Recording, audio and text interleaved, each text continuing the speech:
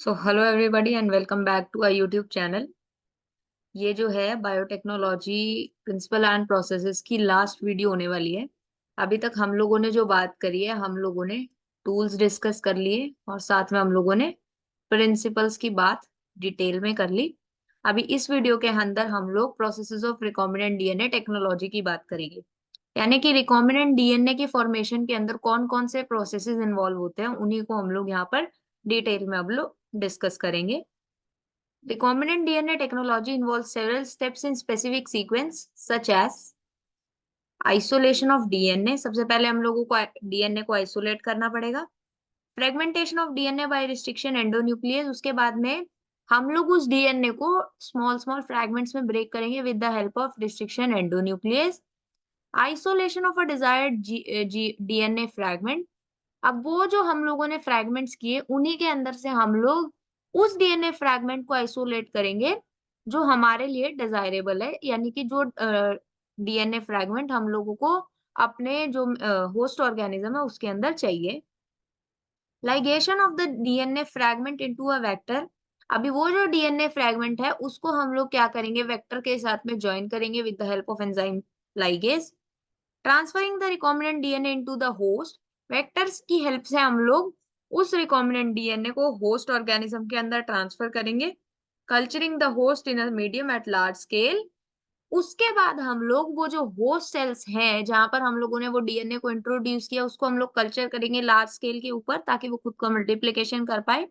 And extraction of the desired product. Finally वो जो प्रोजीनीज वहां से हमें मिलेंगे या जो प्रोडक्ट्स वहां पर हमें मिलेंगे, उनका हम लोग वहां पर एक्सट्रैक्शन करेंगे ताकि उनको हम लोग फर्दर यूज में ला सके। ये हम लोगों ने बेसिकली आपके सीरीज ऑफ स्टेप्स की बात कर ली। आई होप इतना आप लोगों को समझ में आया है। ये जो बेसिकली आपका दिखाया हुआ है ना, ये आपका डीएनए आइसोलेशन दिखाया हुआ है। क्या दिखाया हुआ है?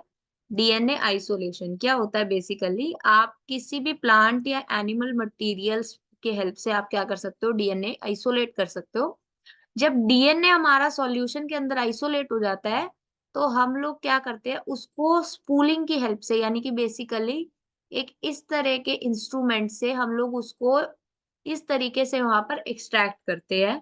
ठीक है, तो सबसे पहले स्टेप को हम लोग डिटेल में डिस्कस कर लेते हैं, आइसोलेशन ऑफ जेनेटिक मटेरियल। यानी कि यहाँ पर हम लोग क्या करेंगे, डीएनए यानी कि हमारे जेनेटिक मटेरियल को आइसोलेट करेंगे।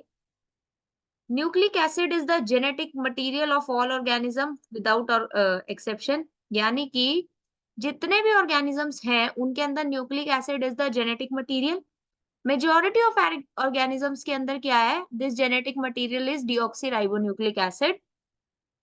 In order to cut the DNA with restriction enzyme, it needs to be in pure form। यानी कि अगर हम लोगों को डीएनए को रिस्ट्रिक्शन एंजाइम्स की हेल्प से कट करना है, तो वो जो डीएनए है जहां से हम लोगों को अपना डिजायर्ड फ्रेगमेंट आइसोलेट करना है, वो उसकी प्योर फॉर्म में होना चाहिए।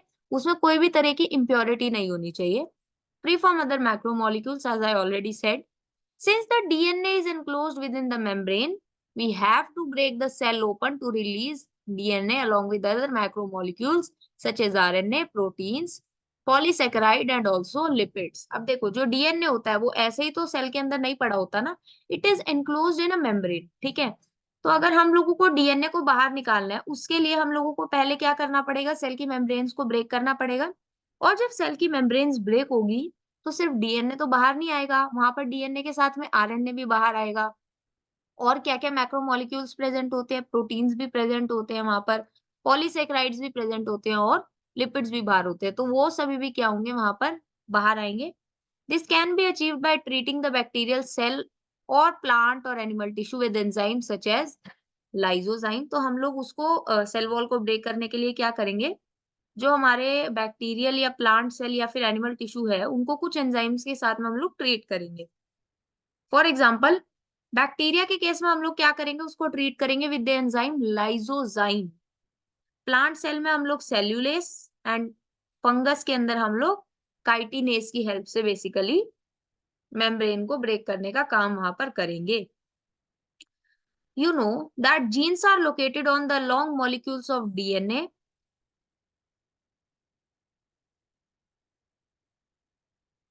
Of DNA intertwined with protein such as histone. तो बेसिकली जो हमारा जीन्स होते हैं, जीन्स कहाँ पर लोकेटेड होते हैं, जीन्स जो होते हैं वो डीएनए के लॉन्ग मॉलिक्यूल्स पे क्या होते हैं ना, अटैच्ड होते हैं along with the histone proteins. ठीक है, वहां पर हमारे जीन्स प्रेजेंट होते हैं। This point is really important. The RNA can be removed by treatment with ribonuclease. ठीक है, यानी कि आरएनए को हम किस तरीके से रिमूव करेंगे, राइबोन्यूक्लियस के साथ में ट्रीट करके।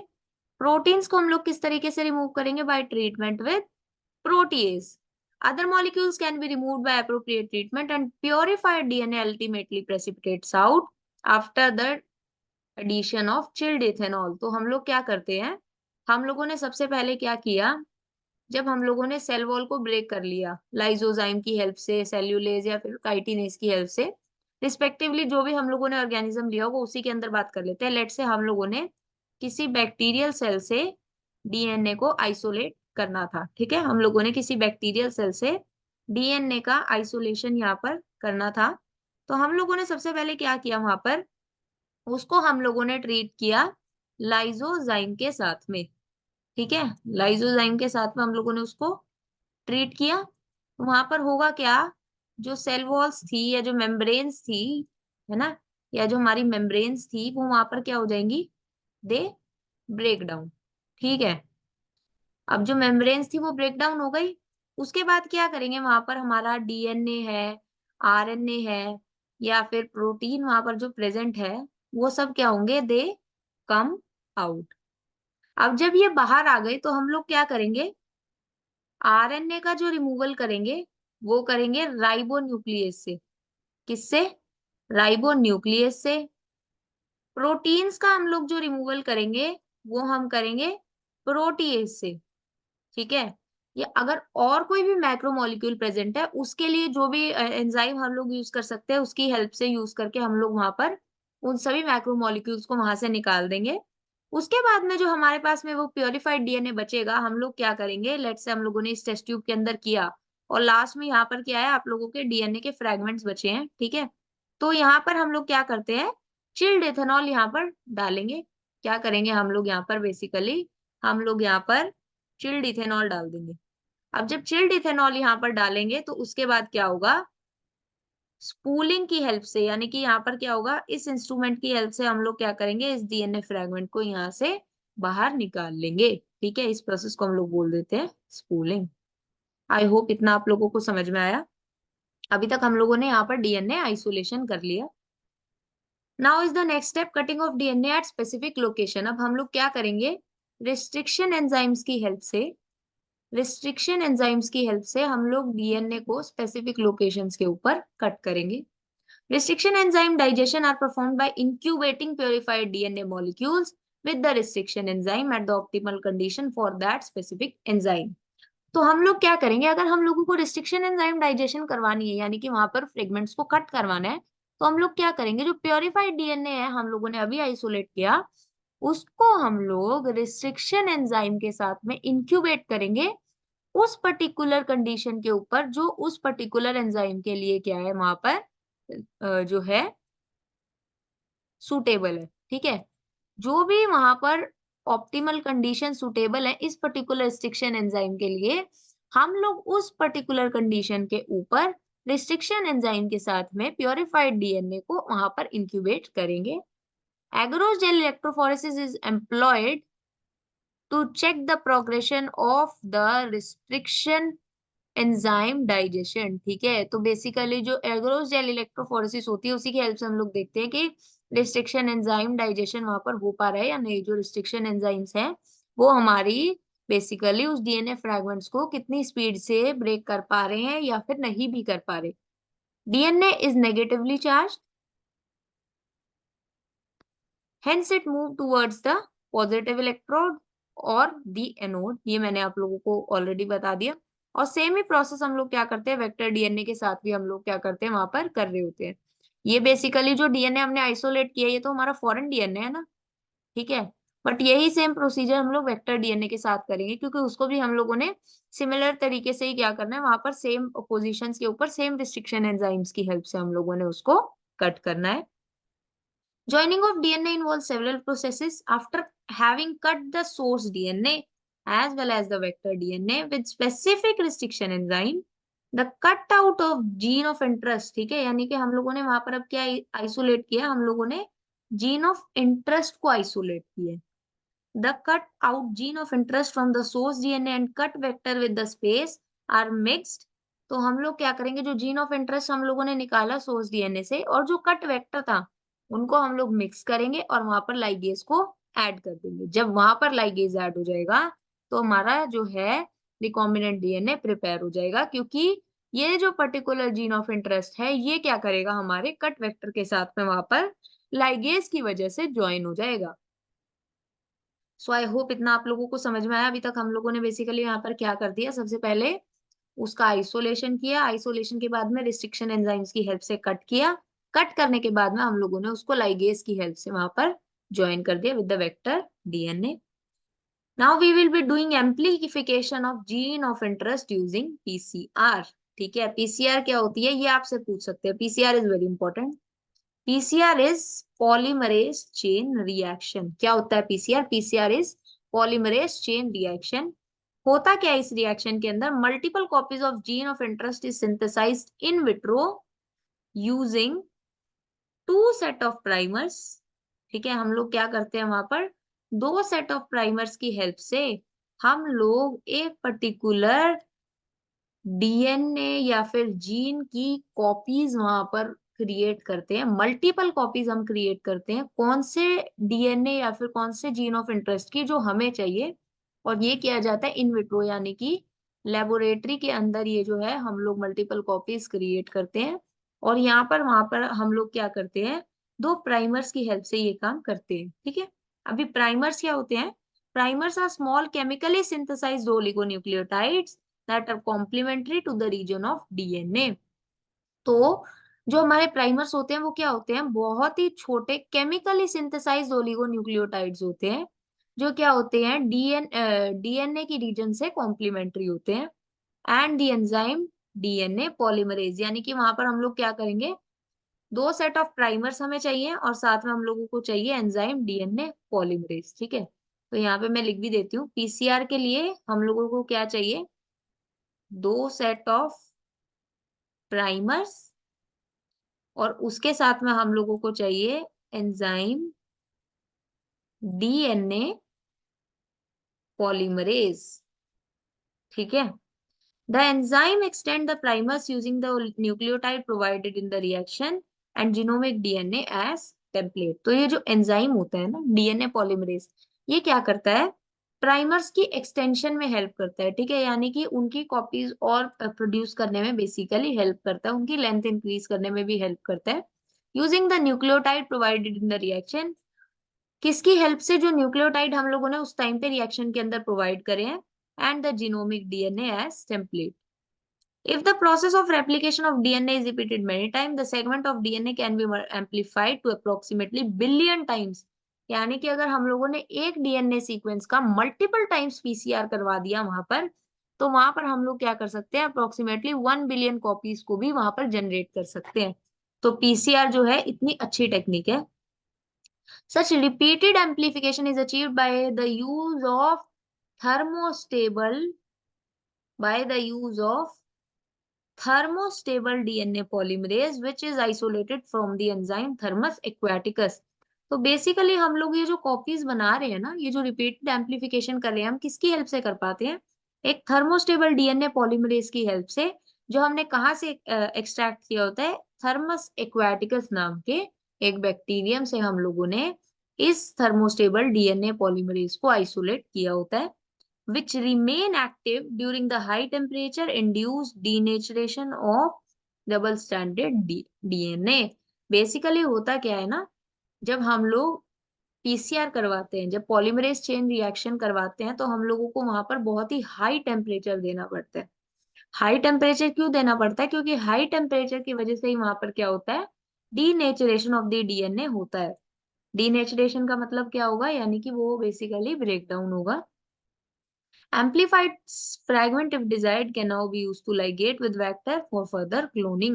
तो अभी हम लोग क्या कर सकते हैं, अगर हम लोगों को जो amplified fragment है उसकी और भी क्लोनिंग करवानी है तो हम लोग क्या कर सकते हैं, उसको वेक्टर के साथ में वहां पर लाइगेट करवा सकते हैं। ये आप समझ लीजिए पीसीआर के बारे में। पीसीआर के अंदर 3 स्टेप्स होते हैं basically. First is denaturation, second one is annealing and third one is extension. तो सबसे पहले होता क्या है, डीनेचरेशन के अंदर क्या होगा, हम लोग वहां पर हीट प्रोवाइड करते हैं, अराउंड 95 डिग्री सेल्सियस तक हीट वहां पर प्रोवाइड की जाती है। तो होता क्या है, जो डबल स्टैंडर्ड डीएनए है इसका ब्रेकडाउन हो जाता है। ठीक है, ये क्या है ना, दोनों स्टैंड्स यहाँ पर क्या हो जाएंगे, सेपरेट हो जाएंगे। अब वो क्या होगा, एनिलिंग होगा वहां पर, यानी कि जो प्राइमर्स है ये यहाँ पर आके ज्वाइन होने स्टार्ट हो जाएंगे। ठीक है, तो यहाँ पर फिर उसके बाद में क्या होता है, डीएनए पॉलीमरेज यानी कि टैग पॉलीमरेज और साथ में डीऑक्सी न्यूक्लियोटाइड, ये जब यहाँ पर आते हैं, इनके जब एडिशन होता है, तो ये जो डीएनए हम लोगों ने, जहां पर हम लोगों ने एनिलिंग की प्राइमर्स की हेल्प से, इन्हीं का फिर वहां पर एक्सटेंशन होता है और हम लोग क्या कर पाते हैं, उस पर्टिकुलर डीएनए की मल्टीपल कॉपीज को जनरेट वहां पे कर पाते हैं। तो ये पूछ सकते हैं आपसे कि कितने स्टेप्स होते हैं और कौन कौन से स्टेप्स होते हैं। Next step is your insertion of recombinant DNA into the host cell और द ऑर्गेनिज्म। अब जो रिकॉम्बिनेंट डीएनए हम लोगों ने बनाया, उसको हम लोग होस्ट सेल या ऑर्गेनिज्म के अंदर किस तरीके से इंसर्ट करेंगे, इसके भी बहुत सारे मेथड्स होते हैं। ठीक है, अगर हम लोगों को जो लाइगेटेड डीएनए है, जो जॉइंट डीएनए है, उसको अगर हम लोगों ने रेसिपिएंट सेल्स के अंदर एंटर करवाना है, recipient cells after making them competent to receive take up DNA present in its surrounding। तो रिपीटी रेसिपिएंट सेल्स क्या करते हैं, वो क्या करते हैं, खुद को पहले कॉम्पिटेंट बनाते हैं, यानी कि इस कैपेबल बनाते हैं कि वो क्या कर सके, जो डीएनए उनके आसपास प्रेजेंट है उसको वो क्या कर सके, वहां पर अपने अंदर ले सके। So if a recombinant DNA bearing gene for resistance to an antibiotic, example ampicillin, is transferred to E. coli, the host cell become transformed into ampicillin resistant cell। तो ये क्या बोल रहा है, बेसिकली ये बोल रहा है कि अगर हम लोग किसी ऐसे रिकॉम्बिनेंट डीएनए को, जहां पर उसके अंदर एम्पिसिलिन रेजिस्टेंस पहले से प्रेजेंट है, ठीक है, अगर हम ऐसे रिकॉम्बिनेंट डीएनए को ई कोलाई के अंदर ट्रांसफर कर देंगे, तो वो जो होस्ट सेल्स हैं, यानी कि जो ई कोलाई है, वो एक ऐसे बेसिकली सेल्स के अंदर ट्रांसफॉर्म हो जाएगी which will be ampicillin resistance, यानी कि वो जो इकोलाई के फिर सेल्स होंगे वो एम्पिसिलिन से रेजिस्टेंस वहां पर उस पर्टिकुलर ऑर्गेनिज्म के अंदर प्रोवाइड नहीं करेंगे। If we spread the transformed cells on agar plate containing the ampicillin only, transformants will grow, untransformed recipient cells will die। तो होगा क्या, अगर हम लोगों ने ट्रांसफॉर्म सेल्स को अगार प्लेट पे ऊपर रखा जहां पर एम्पिसिलिन प्रेजेंट थी, वहां पर ट्रांसफॉर्मेंट्स तो ग्रो करेंगे, बट जो अनट्रांसफॉर्म्ड रेसिपिएंट सेल्स है वो क्या होंगे, वहां पर मर जाएंगे। Since due to ampicillin resistance gene, one is able to select a transformed cells in the presence of ampicillin। तो जो एम्पिसिलिन रेजिस्टेंस जीन है, इसी की वजह से हम लोग क्या कर पा रहे हैं, ट्रांसफॉर्म सेल्स को एम्पिसिलिन की प्रेजेंस में वहां पर डिटेक्ट कर पा रहे हैं। This ampicillin resistance gene in this case is known as the selectable marker. ये हम लोगों ने ऊपर भी वैसे डिटेल में ऑलरेडी डिस्कस कर लिया था, यहाँ पर ये सारा रिपीट किया हुआ है। Next step is your obtaining the foreign gene product. When you insert a piece of alien DNA into a cloning vector and transfer it into a bacterial, plant or animal cell, the alien DNA gets multiplied। Obviously यार, अगर हम लोगों ने किसी भी alien DNA को cloning vector के अंदर इंसर्ट करवा दिया और उसके बाद में वेक्टर की हेल्प से हम लोगों ने अपने डिजायर्ड स्पीशीज के अंदर उसको फिर इंसर्ट करवाया, तो वो जो एलियन डीएनए है वो मल्टीप्लाई करना स्टार्ट कर देगा। In almost all recombinant technologies, the ultimate aim is to produce a desirable protein। हम लोग कुछ भी कर ले, बेसिकली रिकॉम्बिनेंट डीएनए टेक्नोलॉजी जब हम लोग अप्लाई कर रहे हैं ना, ठीक है, जब भी हम आरडीटी अप्लाई कर रहे हैं, तो हम लोग बेसिकली चाहते क्या है, हम लोग चाहते हैं कि हम लोगों को वहां पर डिजायरेबल प्रोटीन मिले, क्योंकि होता क्या है ना, डीएनए से क्या बनता है, मैंने स्टार्टिंग में भी बताया था, डीएनए से बनता है एमआरएनए, और एमआरएनए फाइनली क्या बनाता है, एमआरएनए बनाता है प्रोटीन। तो अगर हम लोग एक ऐसा डीएनए वहां पर आइसोलेट इंट्रोड्यूस करवा दें जिसके अंदर वो प्रॉपर्टीज हो जो हमें अपने ऑर्गेनिज्म के अंदर चाहिए, तो हम लोगों को वैसा ही प्रोटीन उस ऑर्गेनिज्म के अंदर मिलेगा जैसा प्रोटीन हम लोगों को उस ऑर्गेनिज्म के अंदर चाहिए। So this point becomes very very important. Hence, there is a need for the recombinant DNA to be expressed. इसलिए जरूरत होती है कि ये जो recombinant DNA हम लोगों ने इंट्रोड्यूस करवाया ये खुद को एक्सप्रेस भी कर पाए. The foreign gene gets expressed under appropriate condition. The expression of foreign gene in host cell involve understanding many technical details. After having cloned the gene of interest and having optimized the condition to induce the expression of target protein, one has to consider it on producing it on a larger scale. Obviously यार, जब हम लोगों ने gene of interest को clone भी कर लिया और वहां पर क्या कर लिया, हम लोगों ने ऐसी कंडीशंस भी ऑप्टिमाइज कर ली जहां पर हम लोग क्या कर पा रहे हैं, जो टारगेट प्रोटीन हमारा है उसके एक्सप्रेशन को हम लोगों ने इंड्यूस भी करवा पा रहे हैं. अब हम लोगों को क्या चाहिए कि हम लोग इसका लार्ज स्केल प्रोडक्शन कर पाए, है ना. अभी लार्ज स्केल प्रोडक्शन की क्यों जरूरत है? ऑब्वियसली यार देखो, अगर हम लोगों को कुछ ऐसे पर्टिकुलर ट्रेट्स चाहिए एक पर्टिकुलर ऑर्गेनिज्म की स्पीशीज के अंदर जो ह्यूमंस को भी यूजफुल है, जो प्रूव हो, और बाकी के हमारे एनवायरनमेंट को भी या ऑल ऑर्गेनिजम्स को भी वो क्या हो वहां पर यूजफुल प्रूव हो, तो हम लोग उसकी इसीलिए लार्ज स्केल प्रोडक्शन करते हैं. If any protein encoding gene is expressed in a heterologous host, it is called a recombinant protein. यानी कि अगर हम लोग किसी भी पर्टिकुलर प्रोटीन को जो एक पर्टिकुलर जीन के लिए एनकोड कर रहा है उसको हम लोग एक हेट्रोलोगस होस्ट के अंदर इंट्रोड्यूस करवा देते हैं, तो उसको हम लोग क्या बोलते हैं, उसको हम लोग बोलते हैं recombinant protein. The cells harbouring clone genes of interest may be grown on a small scale in the laboratory. ठीक है, यानी कि जिनके अंदर भी जीन ऑफ इंटरेस्ट क्लोन्ड है ऑलरेडी उनको हम लोग स्मॉल स्केल पे लेबोरेटरी में भी ग्रो कर सकते हैं. द कल्चर्स में भी use for extracting the desired proteins and purifying it by using different separation technique.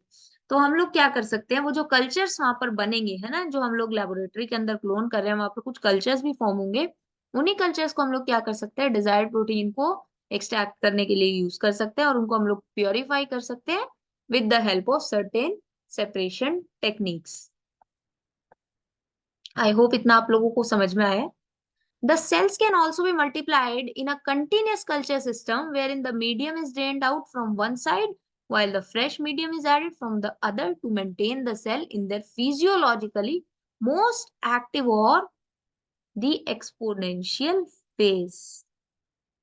ठीक है, जिसको हम लोग क्या बोलते हैं basically, just a minute, log और दी एक्सपोनेंशियल फेज. क्या बोल रहा है ये बोल रहा है हम लोग यहाँ पर क्या कर सकते हैं, हम लोग ऐसा भी कर सकते हैं, हम लोग क्या करें, एक कंटिन्यूअस कल्चर सिस्टम के अंदर सेल्स को मल्टीप्लाई करें. कल्चर कंटिन्यूअस कल्चर सिस्टम का मतलब क्या होता है, वहां पर क्या होगा, लेट से यहाँ पर हम लोग क्या कर रहे हैं, अपने जीन ऑफ इंटरेस्ट को क्लोन करवा रहे हैं, तो यहाँ पर क्या है, लेट से एक ये इनलेट बना हुआ है और एक ये आउटलेट बना हुआ.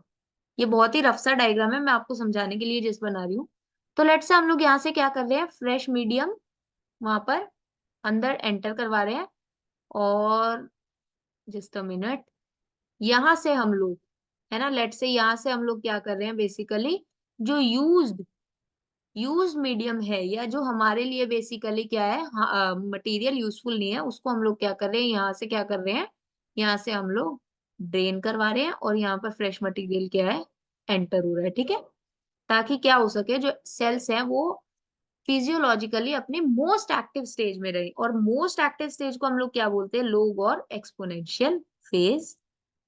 This type of culturing method produces a larger biomass leading to higher yields of desirable protein. अगर हम लोग इस तरीके से कल्चर करेंगे तो वहां पर क्या होता है, एक लार्जर बायोमास वहां पर प्रोड्यूस होता है और उसी की वजह से क्या होता है, जो हमें प्रोटीन का यील्ड मिलता है वो भी क्या होता है, बहुत ही ज्यादा होता है. स्मॉल वॉल्यूम कल्चर्स के not yield appreciable quantities of products. अगर हम लोग छोटे वॉल्यूम के अंदर हम लोग कल्चर करेंगे तो ऑब्वियसली वो हम लोगों को एक अच्छा क्वांटिटी ऑफ प्रोडक्ट नहीं दे सकता. अगर हम लोग को लार्ज क्वांटिटीज के अंदर करना है तो हम लोगों को वहां पर एक स्पेशल टाइप ऑफ इंस्ट्रूमेंट्स जिनका नाम होता है बायोरिएक्टर्स, हम लोग वहां पर बायोरिएक्टर्स को यूज करते हैं. जहां पर होता क्या है basically, where large volumes 100 to 1000 liters of culture can be produced. ठीक है, तो बायोरिएक्टर्स होते क्या हैं, they are a type of vessel in which raw materials are biologically converted into specific products, individual enzymes etc. ठीक है, तो bioreactors क्या होते हैं बेसिकली, बहुत ही बड़े बड़े टैंक्स टैंक्स की तरह होते हैं ठीक है, कुछ कुछ बायोरिएक्टर्स क्या होते हैं ना, कमरे के साइज जितने बड़े भी होते हैं, तो उनके अंदर हम लोग क्या करते हैं, हम लोग रॉ मटेरियल्स को पुट ऑफ करते हैं और वहां पर हम लोगों को कुछ स्पेसिफिक एंजाइम्स की एक्शन से वहां पर हम लोगों को कुछ स्पेसिफिक प्रोडक्ट्स या फिर कुछ एंजाइम्स वहां पर ऑब्टेन हो रहे होते हैं यूजिंग माइक्रोबियल प्लांट, एनिमल और human cells. A bioreactor provides the optimal condition for achieving the desired product by providing optimum growth condition. क्या क्या optimum provide करता है वो? Optimum temperature, optimum pH, substrate, salt, vitamins and oxygen. So I hope इतना आप लोगों को समझ में आया है.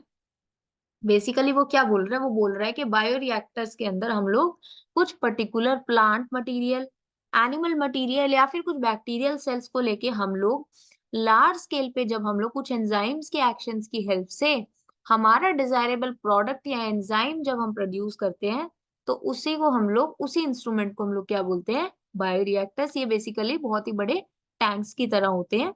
ठीक है, और बायोरिएक्टर्स के अंदर होता क्या है ना, हम लोग एक ऑप्टिमम कंडीशंस प्रोवाइड करते हैं जो कि जरूरी है उस पर्टिकुलर एंजाइम को ग्रो करवाने के लिए या फिर उस पर्टिकुलर प्रोडक्ट को ऑब्टेन करने के लिए. ऑप्टिमल कंडीशंस में वो क्या बोल रहा है, temperature, pH, substrate, salt, vitamin and oxygen. ठीक है, मोस्ट कॉमन बायोरिएक्टर्स जो होते हैं वो होते हैं स्टेरिंग टाइप के. ठीक है, ये आपसे पूछ सकते हैं, वो most commonly use bioreactors are of stirring type which are shown in figure 9.7. ये बेसिकली क्या दिखाया हुआ आपका, ये दिखाया हुआ आपका सिंपल स्टिर टैंक बायोरिएक्टर, और ये क्या है, स्पार्ज्ड स्टिर टैंक बायोरिएक्टर. इसके अंदर होता क्या है, बेसिकली स्टेराइल एयर बबल्स जो है आपके कंटिन्यूअसली वहां पर दिए जा रहे होते हैं. ठीक है, अभी इसके अंदर देखो क्या है यहाँ पर, ये एसिड बेस, यहाँ से हम लोग इसकी एंट्री करवाते हैं फॉर द पीएच कंट्रोल. यहाँ से क्या होता है ना, स्टीम प्रोवाइड हो रही होती है फॉर स्टेरिलाइजेशन. ये आपकी मोटर लगी हुई है, यहाँ से क्या है ना, फोम बन रहा होता है, फ्लैट ब्लेडेड इम्पेलर. ये क्या, इम्पेलर्स का काम बेसिकली क्या होता है ना, इम्पेलर्स जो होते हैं ना, रोटेशन करवा रहे होते हैं वहां पे. ठीक है, ठीक है, रोटेशन वहां पे करवा रहे होते हैं. और ये क्या है, यहाँ पर आपने कल्चर ग्रोथ वहां पर डाला हुआ है. यहाँ पे क्या है, हम लोगों ने स्टेराइल लेयर भी उसको प्रोवाइड की हुई है. अगर हम लोग स्पार्स स्टिर टैंक बायोरिएक्टर की बात करें तो इसके अंदर बेसिकली क्या है, देखो ये यहाँ पर भी क्या हो रहा है, इम्पेलर्स तो नहीं लगा हुआ है, बट यहाँ पर होगा क्या, एक तो यहाँ पर क्या होगा, ऑक्सीजन ट्रांसफर के लिए सरफेस एरिया इंक्रीज हो गया. यहाँ पर क्या है, गैस एंटरटेनमेंट, यानी कि यहाँ पर जो है हमारी गैस प्रोवाइड की हुई है हमने, और जो बबल्स होते हैं वो क्या करते हैं, ऑक्सीजन ट्रांसफर एरिया को वहां पर इंक्रीज कर देते हैं. A stir tank reactor is usually cylindrical or with a curved base to facilitate mixing of the reactor contents. ठीक है, तो वो बेसिकली होता क्या है, या तो सिलेंड्रिकल होगा, ठीक है, या तो सिलेंड्रिकल होगा या फिर क्या होगा, कर्व्ड बेस होगा उसका, जो किस चीज में हेल्प करता है, mixing of the reactor contents. The stir facilitates even mixing and oxygen availability throughout the bioreactor. तो जो स्टिरर होता है वो क्या करता है, मिक्सिंग और ऑक्सीजन अवेलेबिलिटी के अंदर वो हेल्प करता है. Alternatively air can be bubble through the reactor. ठीक है, तो हम लोग और क्या कर सकते हैं, वहां पर एयर को बबल भी कर सकते हैं थ्रू द रिएक्टर. ठीक है, तो बेसिकली बायोरिएक्टर के अंदर क्या होता है, एक एजिटेटर सिस्टम होता है जो बेसिकली उसकी रोटेशन करवाने में हेल्प करता है. एक ऑक्सीजन डिलीवरी सिस्टम है, एक फोम कंट्रोल सिस्टम है, temperature control system, pH control system and sampling ports so that small volume of culture can be withdrawn periodically. ठीक है, बेसिकली ये जो सैंपल पोर्ट्स होते हैं इनके थ्रू हम लोग क्या करते रहते हैं, वहां पर हम लोग थोड़े थोड़े अमाउंट के अंदर पीरियोडिकली सैंपल्स को निकालते हैं और उनको टेस्ट करते हैं. ठीक है, हम लोग क्या करते हैं, सैंपल्स को निकालेंगे और उनकी टेस्टिंग करेंगे. टेस्टिंग किस लिए की जाती है, to check for any impurity, कि वहां पर कोई इम्प्योरिटी तो नहीं आई या फिर कोई अनडिजायरेबल वहां पर ऑर्गेनिज्म तो नहीं वहां पर आया. तो इसके लिए हम लोग बेसिकली क्या करते हैं, वहां पर सैम्पलिंग पोर्ट्स में से थोड़ा थोड़ा सैंपल को एक पर्टिकुलर टाइम इंटरवल के बाद में वहां से निकालते रहते हैं. So next is your downstream processing. After completion of the biosynthetic stage, the product product has to be subjected through a series of processes before it is ready for marketing. यानी कि मार्केटिंग करने से पहले भी हम लोगों को synthesis हम लोगों ने कर लिया, बट उसके बाद भी कुछ प्रोसीजर्स होते हैं जिसको हम लोगों को करना पड़ता है उस प्रोडक्ट को मार्केट में बेचने से पहले। ठीक है, उसके अंदर होता क्या है बेसिकली, मेजर जो प्रोसीजर्स होते हैं, these are separation and purification, which are collectively referred as downstream processing. इसी को हम लोग क्या बोलते हैं, downstream processing. The product has to be formulated with suitable preservatives. यानी कि वो जो प्रोडक्ट हम लोगों ने बनाया उसके अंदर कुछ प्रिजर्वेटिव्स हम लोगों को ऐड करने पड़ते हैं। Such formulation has to undergo through clinical trials in case of drugs. अगर हम लोगों ने ड्रग्स के अंदर ये काम करना है तो हम लोग वहां पर क्या करते हैं, उससे पहले वहां पर क्लिनिकल ट्रायल्स भी करते हैं, ये चेक करने के लिए कि जब ये ड्रग्स ह्यूमन बींग्स लेंगे तो उनको कोई साइड इफेक्ट्स वहां पर देखने को ना मिले। Strict control quality testing for each product is also required. The downstream processing and quality control testing vary from product to product. तो यानी कि जो डाउनस्ट्रीम प्रोसेसिंग का जो बेसिकली प्रोसेस होता है या फिर जो क्वालिटी कंट्रोल टेस्टिंग होती है, प्रोडक्ट टू प्रोडक्ट क्या करता है, वेरी करता है। So this was all about your chapter. इसी के साथ में हम लोगों ने 3 लेक्चर्स के अंदर हमारे बायोटेक्नोलॉजी के प्रिंसिपल और प्रोसेसेस को पूरा डिटेल में डिस्कस कर लिया।